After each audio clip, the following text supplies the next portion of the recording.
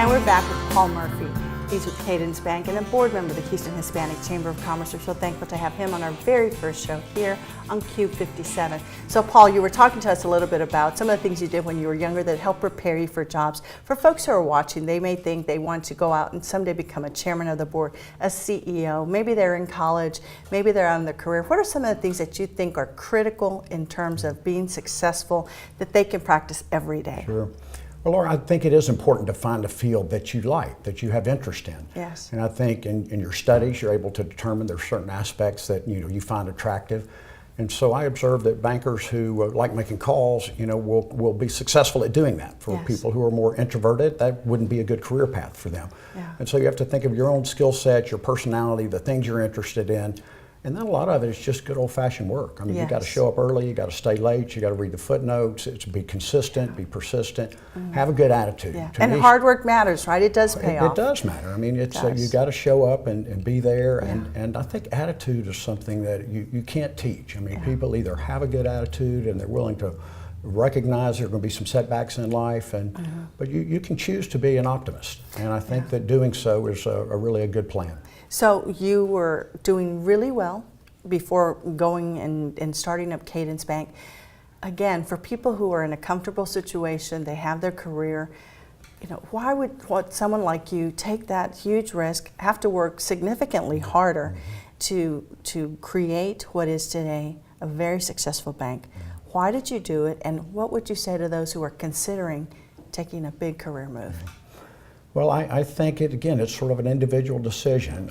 This was almost 9 years ago, and I was still young, early in my career. We had sold our successful business. We were affiliated with a nice group of people, but it just wasn't the same. And so the chance to be CEO again, to kind of, be helping the senior team steer through the industry and have more of an equity upside participation is something that, the American dream, really, to go out and start and grow a business. It was risky. The first couple of years, we weren't hitting our numbers. We were under a lot of pressure. There were moments where I thought, oh, maybe we didn't make the right decision here. Yeah. But then persistence pays off, and eventually we did catch the wind, and now, everyone's very pleased with the progress. Yeah. Well, I've been to a lot of great sporting events, Paul, and have been able to see some exciting happenings in the Houston area, but let me tell you how impressive it was to be on the New York Stock Exchange with your team, watching you all ring the bell, and just the sheer joy and success that you could feel it.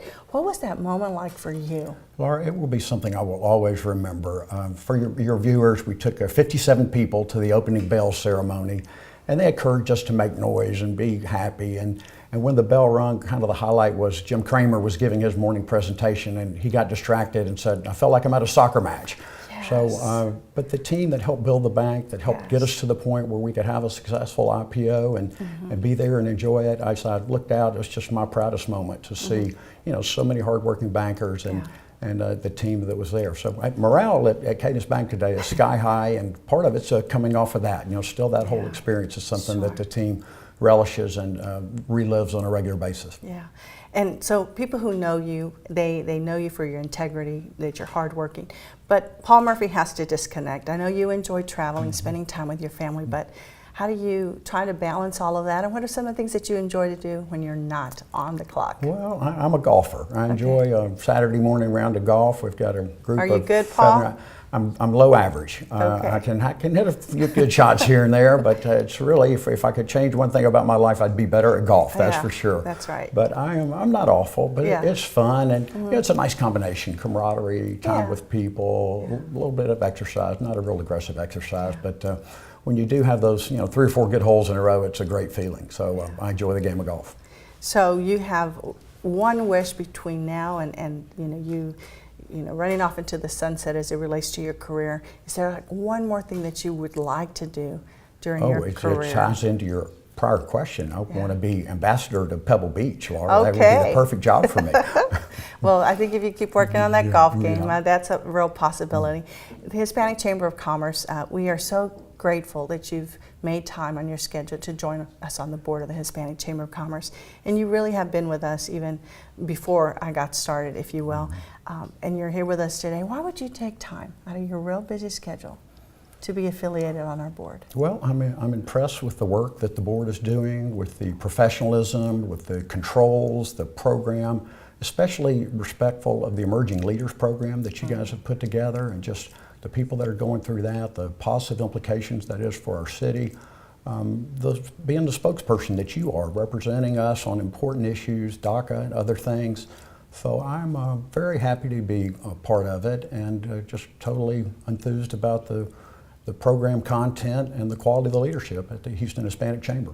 Well, we thank you for that. And one thing that's really important as we interface with people, they always say, well, Hispanic Chamber of Commerce, do you have to be Hispanic? And our response is absolutely not. And I think the diversity of our board, that we're 40% non-Hispanic, our programming and our participants, even in Emerging Leaders, that we are about Houston, and we happen to be Hispanic, and that we have so many people, so many sponsors, just like Cadence Bank, who've joined us so that we can keep Houston strong and a place to do business. So Paul Murphy, on behalf of our board of directors and everyone here on CUBE 57, we want to thank you for helping us kick off our very first show. Thanks, Laura. Thank Pleasure you. to be here. And we'll be right back.